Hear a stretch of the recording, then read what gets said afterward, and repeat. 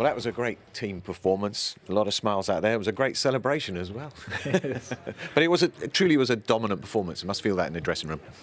Yes, definitely. Yes, it was not an easy game because I think they played well in the first half, but then we kept the intensity really high, and we were dominant and confident. So that was goal great. at the weekend and a goal here tonight. You're enjoying time at Chelsea. Yes, definitely. Yes, I'm feeling good. As I said, I was very well welcomed from all the teammates, all the team, all the staff. So I'm feeling very good. It's funny how things turn out because you were on Milan's books as a youngster, weren't you? Dad was a scout.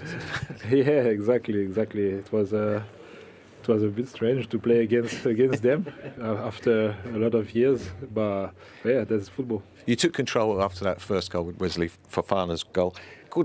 Caused a bit of panic in there with a load of set pieces and corners. They couldn't just you penned them in. Yeah, I think the first goal was really important. That gave us some strength and as I said, confidence to play the game. We knew what we had to do against Milan because they have great strikers as well, and I think the defenders made an incredible job today, so that's good. And you went up a gear in the second half. Results like this, they bring the squad together, don't they? With new manager, players like yourself, new, it kind of bonds everybody. Yes, definitely. Yes, I think it's easier when you win games. So the mood is very good at the moment. So we try to keep it up, and yeah, that's it. Well done. Thank you very much. Thank you. See you again. Very nice. It does feel like there's some confidence starting to build back now, doesn't it, for this Chelsea team, who were brimming so much with confidence last season? Yeah, I think it's important for Chelsea to make sure that they continue. A lot of the progress they made under Thomas Tuchel, obviously, winning the Champions League. Now a new manager. Now a new manager. And actually, I think there'll be similarities with Potter and Tuchel because they play that 3-4-3. And now Potter's got to just build on that. Now they've got goal scorer in Aubameyang, which I think Chelsea needed after Lukaku left. Now they've got, we talked about the English players, the energy, the opportunities given into players like Kepa. So there's kind of a new lease of life, but they've got to keep it going because it's a long season and this is obviously a really tough competition in the Champions League. Right, let's get through the goals then, shall we? Yep, Joe, you want to start off with a 1-0? Yeah, look, we're talking about this, they've gone zonal. They've got a lot of bodies back. You just highlight Thiago Silva here, really. There is unmarked again. Unmarked, and this is a deep free kick. And just as he whips it in, just look, you're 10 yards away from any AC Milan defender. Gets floated in, unmarked, he gets header. Keeper makes an half-decent save, something you should do. Then from the subsequent corner as it comes in, you would think they would have the bit of now. Just stop it there again. If you pick him up, again, no one near him, right? But it's not. So when you play zonal, you must win the first contact. Again, it's a ball flighted in from Chilwell. They lose the first contact, Milan. Melee, it goes out again. The same thing happens again from the next corner. And it's like you'll be scratching. If as a manager, you'll be wanting someone in the box to pull it all together as the ball comes in, So as it zonal again, Thiago Silva has just put his head on two set pieces. Again, bang. Then when this happens, stop it there, This is the problem with zonal because you don't win the first contact, the ball becomes a melee. Then if you number all of them AC Milan defenders not doing anything, not getting close to no one, and you wonder.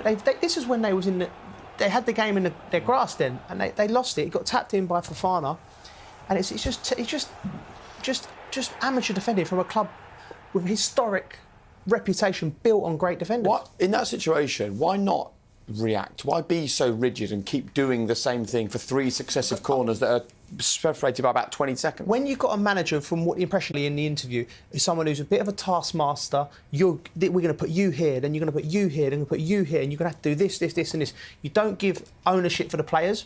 So that's all right. But when the game gets messy, like that situation did, everyone's sort of looking around for, what do we do now? What do we do? What you want instinctive defenders, players like Rio or JT, someone like that, would read that, would pull players around. If that happened, I guarantee you, in Rio's career, any opposition forward defender coming up with a set piece wouldn't have got 2 clean headers on the ball from set pieces. You wouldn't allow it. Yeah, you recognise it in a moment, don't you? Yeah. You need someone to a player. It shouldn't be the manager. A player, a defender, needs to recognise that and say that can't happen again. That's where a leader comes in and identifies that problem. I mean, we go to 2-0 here, and this is all about Reece James. This is like a phenomenal cross. But we spoke about Tomori here before, and this is before the ball's coming in. Look at Tomori before the game. We were talking about him as a potential England player. These are basic fundamentals that you've got to get right and iron out your game if you're going to be a proper top defender. For all the attributes that he does have, this is an area that you go, you know what, this is what you need to work on as well. When the ball's coming on here, he's in a fantastic position here. This is the area he's defending, not allowing the ball to get in and around here. The last thing that he should be doing is facing his own goal at this point. As I play it on here, the ball gets played in. His body should never, ever, ever be facing that way. Why? Because if he's going to touch it, the ball's going that way. Or for a corner. At the worst case scenario there, he plays it with his left foot. But he goes with his right foot and he gets himself in a muddle, and he never ever adjusts his feet and gets back in. Them fundamentals though there, you see that mistake every single weekend in the Premier League with defenders, because I don't think the detail of defenders at the moment in the league is about defending those situations that come up every single week. They're not. I don't think they're focused on and dealt with in training, and repetitions of that enough in training at the moment.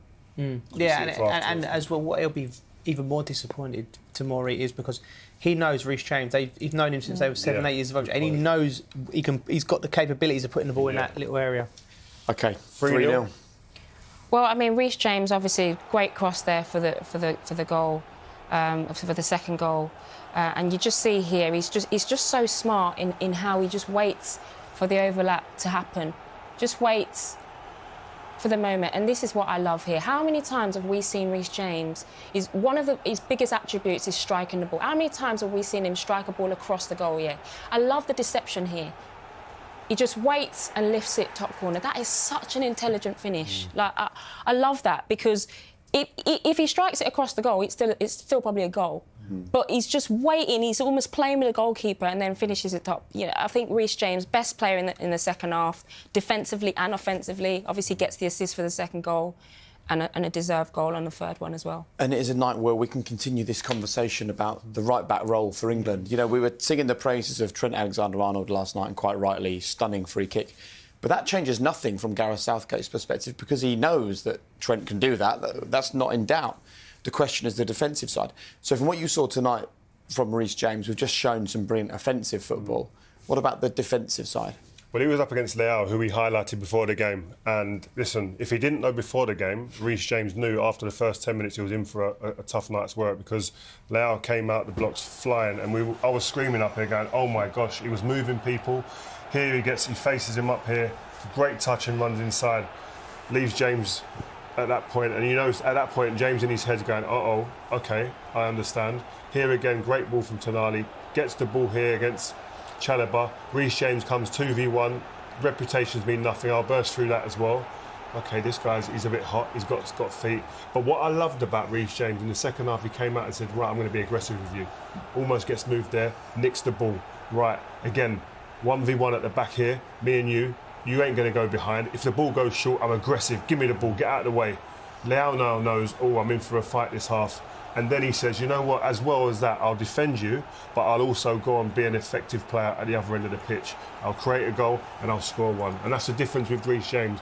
He'll accept this fight. He wants the 1v1, understands that he has a responsibility to do that, and then he'll go and play up there. Listen, this guy, on the ball, he's equally as good as Trent Alexander-Arnold, but defensively, right at this moment in time, I think he's a notch up. He defends better than Trent in 1v1 situations like that, and that's the difference with them at the moment. And it's going to be a great battle. I think this battle could go like this over the years, and it's a great subplot to football in the English Premier League at the moment. And it's great for those two players to keep pushing each other. What a great problem to have. Yeah. Do you know what as well? The best players normally have a rival.